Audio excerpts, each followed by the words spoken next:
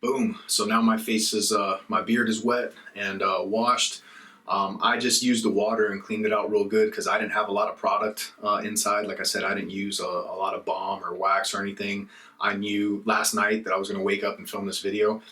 So all I did was do my normal evening beard care routine and just ended it with my beard oil instead of some of the other steps that I would normally take because I knew I was going to do this cut. Okay. So now the next thing I want to do is I'm going to get my beard struggle towel, dry my face and my beard, make sure it's nice and dry, not super dry. I want a little bit of moisture. Boom. And then we'll get into the craziness now. Now we can really start to see what's going on. I like to use a wooden comb. So I use one with a wide end and with a narrow end at the same side. And then I like to run it easily, guys. Don't rip out the hair that's on your face because you can break your hair and damage it. Okay? I like to run it. So why do I do this? One, it kind of shows me everything I'm working with. And then two, it also serves as a massage for your face. Get some blood flow. That's good for the hair follicles, I promise you. I wouldn't lie to you. Why would I lie to you guys? Boom. So I run the wide side first. Notice I'm doing all against the grain. Knowledge, right? Upstrokes, then I go thin side. Coming up. To get that blood flow and also to show me what I'm working with here. Boom.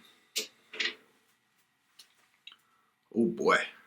So I can see like right here, like I got these flip outs. Those are areas that are kind of dried out and a little long. Those definitely have to be hit, right? So now next thing I'm going to do is I'm going to get that handy dandy comb, wide end. You have wide side and fine tooth, right? I'm going with the wide tooth and I'm just combing it down just to give me a general idea of how my beard's going to look before cutting. So I'm looking over here because I have a mirror set up for me over here for difficult techniques. Just knock it down, looking good and clean. And then now I can really see the stragglers and stuff that are popping up on me. You guys may maybe not be able to see them on the camera, but I definitely can see them. So now I know what I need to hit. So now we are ready to start cutting. So now we're ready to go. My clippers, all my equipment is sanitized and oiled and ready to rock. So let's do it. Love that sound. Is that weird? I don't know. I guess I'm a little weird. So first things first for me, what I'm going to do is I'm going to hit my dome up first, right? I'm going to get the hair on my head.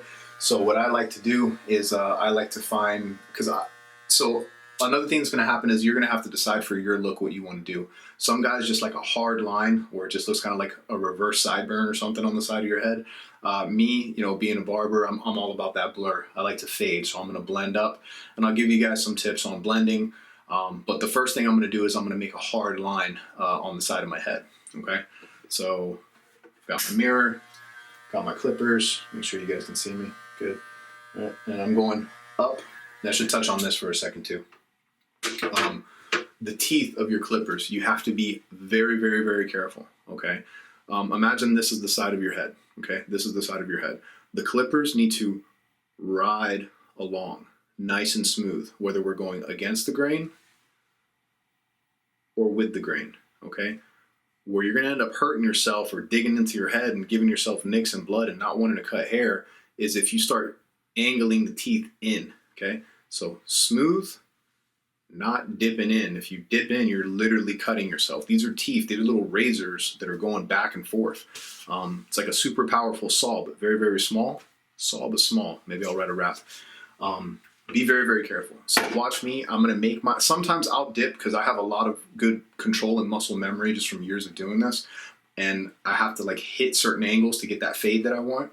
But for the most part, for safety, if you're just starting out with this, ride with it. Just be nice and smooth at the angle that you're going for. So I'm here. You'll see I'm not dipping. I'll try to get the mirror out of angle here. Cutting in. Boom, look at that. Man, I really needed a haircut.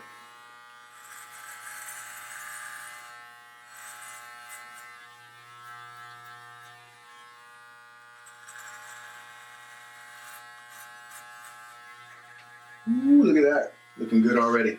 I'm not going to bore you guys and show you me doing my entire head, but what I am going to do, actually, get my brush, clean out my clipper, and you have to do this throughout the entire cut. Don't wait till the end. This stuff's going to get clogged and it's going to mess up your machine, okay? So clean your brush. If you want to get behind your ears, right? So get your ear, don't be scared, you're not going to pull it off. And if you do, modern science and technology will get you a new one eventually. Pull your ear down, find the angle.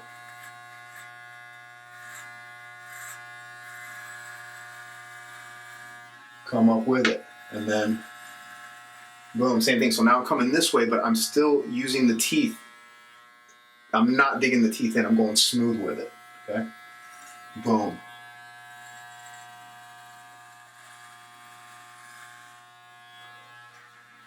Boom, okay? So that process there is gonna continue all the way around, all right? So let me get back at you once I finish that. Whoa, all right, I am back. I feel so much better already. The only other things I would want to add to, while you're doing this, like if you are cutting your actual head first, you're getting a real low cut like I do. I don't use a razor on my head. I like to just use the machines because I like kind of like just like a little bit of stubble. And also I'm just really quick and efficient with the machine, so it's what I like to do. So all I would do while I'm doing this, just a little side note, I would touch and feel like after you cut, do this when you cut with a razor too, you guys that shave your head. Kind of just feel if there's any spots that you missed. Like I feel like maybe there's a little bit of extra fuzz right there, so I find it, and then now I hit it, nice and easy, boom. There we go, and it's gone. Remember, don't dig those teeth. When you're doing the back of your head, and stuff like that, I'm like this with the mirror, looking at another mirror in the back, and then I can, boom, work it like that. And I've been doing this for a long time, so I can, I feel pretty confident switching hands, but you can do it all with one arm if you have the shoulder flexibility. So like here,